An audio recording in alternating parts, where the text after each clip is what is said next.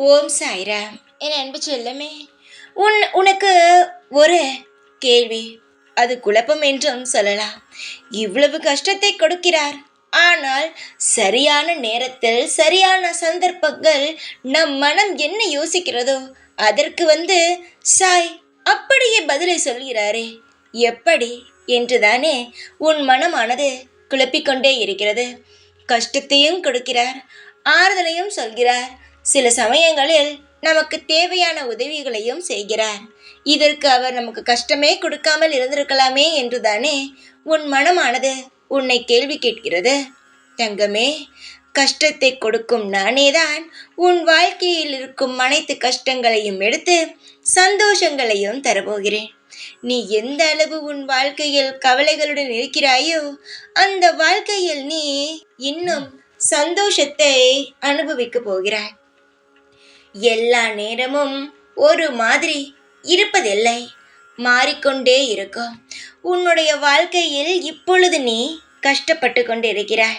தங்கமே, சீக்கிரமாக பார். கஷ்டங்கள் ஆனது உனக்கு ஒரு நினைவாக மட்டும் இருக்கும்.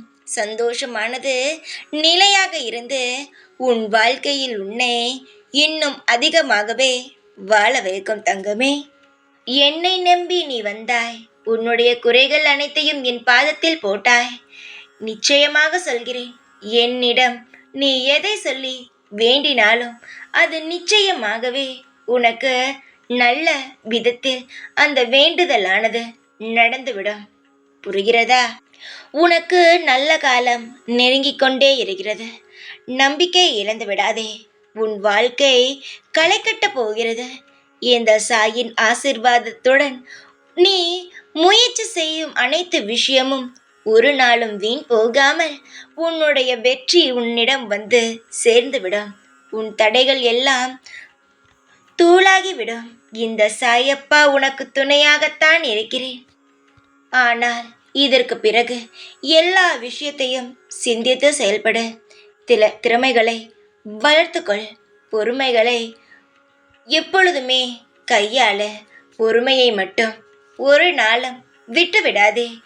எந்த அளவு நீ பொறுமையுடன் இருக்கிறாயோ அந்த நொடி உன்னுடைய வாழ்க்கையில் இன்னும் அதிகமாகவே சாதிக்கலாம்.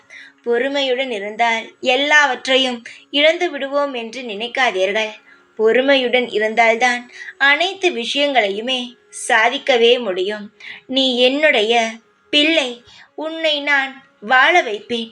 ஒரு நாளும் ஒரு பொழுதும் உன்னை நான் யார் கையிலும் ஒப்படைத்து விட்டு நகர்ந்து செல்ல மாட்டேன். பெற்ற நான் உன்னை நிச்சயமாகவே கண்ணும் கருத்துமாக வாழ வைப்பேன். இது என்னுடைய சத்தியம்.